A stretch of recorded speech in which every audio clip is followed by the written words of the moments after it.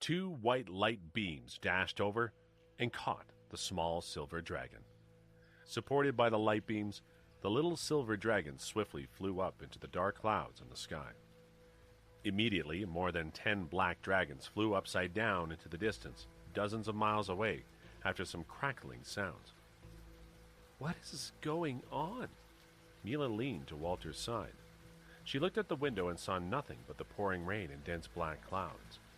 Outside of the car, the two fifth-level elders disengaged themselves from the ray formation and quickly fled away. "Bracelets!" Jade and Julia's crisp voices sounded in the high sky. Two screams came from the south and trailed into the distance. "Master! Master!" Jade and Julia's anxious voices sounded in the clouds.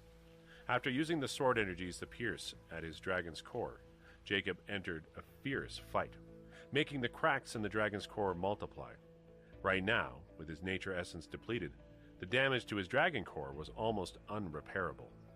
After failing the heavenly tribulations, or getting defeated in fierce battles, some dragon cultivators would have no strength to return to their human forms and fall into the ocean or onto land directly. According to historical records, some dragons fell onto the land after failing the heavenly tribulations, and that was why the legends about dragons existed in the mortal world. Due to total exhaustion, Jacob was in a coma, while he was in the form of a small silver dragon.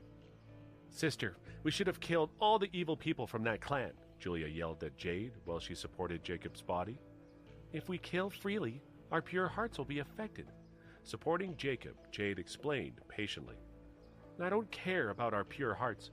You had come down to the mortal world several times without permission already," Julia said with tears in her eyes. "If anything happens to Master, I'll go to the South Atlantic Dragon Palace myself." She raised her head abruptly and yelled out angrily. Despite her mild temperament, she could be scary when she lost her temper. Sighing lightly, Jade carried Jacob, who was still in his dragon form, in her arms and flew swiftly into the sky. They pierced through the array formation between Fourth Heaven and Fifth Heaven and entered its territory. The nearest sect to them was the White Sand sect. Without thinking, the two sisters flew to this most prominent sect in the area, with Jacob in their arms.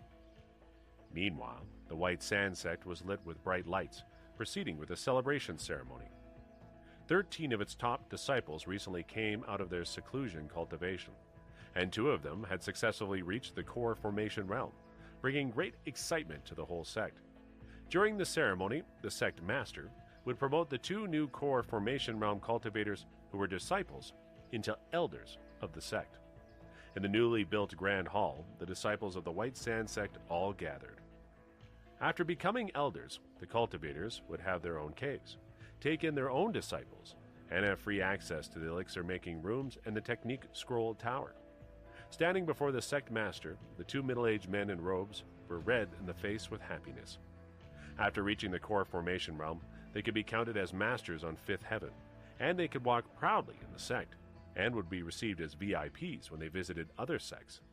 Right now, they were waiting for the sect master to declare their promotion in ranks, and give them the corresponding rewards in front of all the cultivators in the sect. Suddenly, the gate of the Grand Hall broke open. 2 female cultivators broke into the hall carrying a silver dragon in their arms. Dragon! All the elders and disciples in the hall were astonished.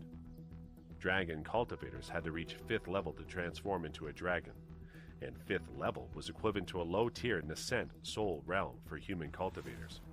Some disciples panicked and were ready to flee. "Don't panic," one of the new core formation realm cultivators yelled, with full nature essence in his voice before shouting at Jade and Julia. "Who are you? How dare you break into the White Sand sect?"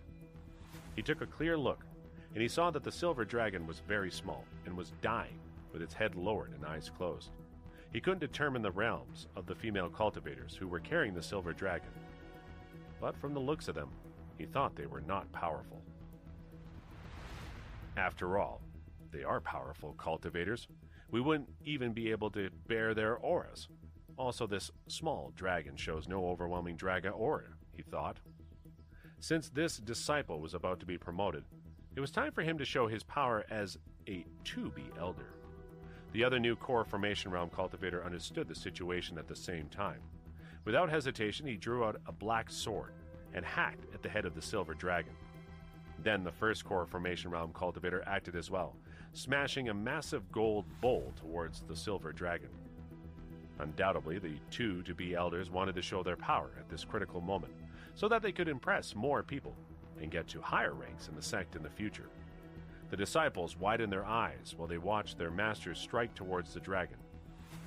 "You are seeking your own death," Jade, who was in a bad mood, shouted. She lifted one hand, and a blue light beam dashed in the air, shattering the two treasures into dust. Then the two disciples, who had just reached the core formation realm, immediately flew toward the pillars in the Grand Hall. The pillars supporting the roof of the Grand Hall was instantly broken into two.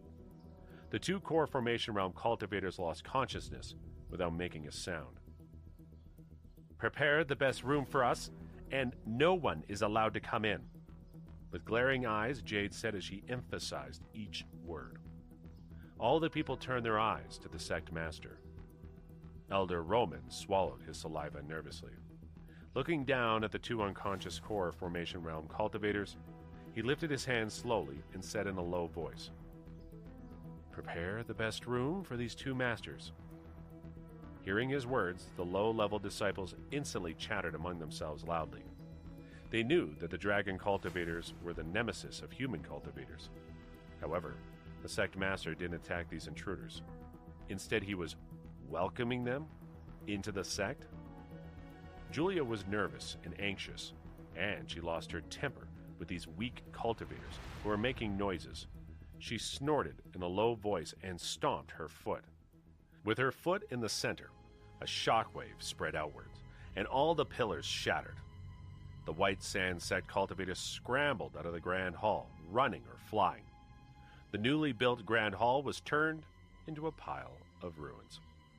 Standing in the center of the ruins were cold-faced Jade and Julia and the silver dragon in their arms. Elder Roman of the White Sand Sect wanted to weep. What an unlucky man he was. Since he'd taken over the 100-year-old sect from his predecessor, unfortunate things happened to them, one after another. In 1 month, the Grand Hall was destroyed twice.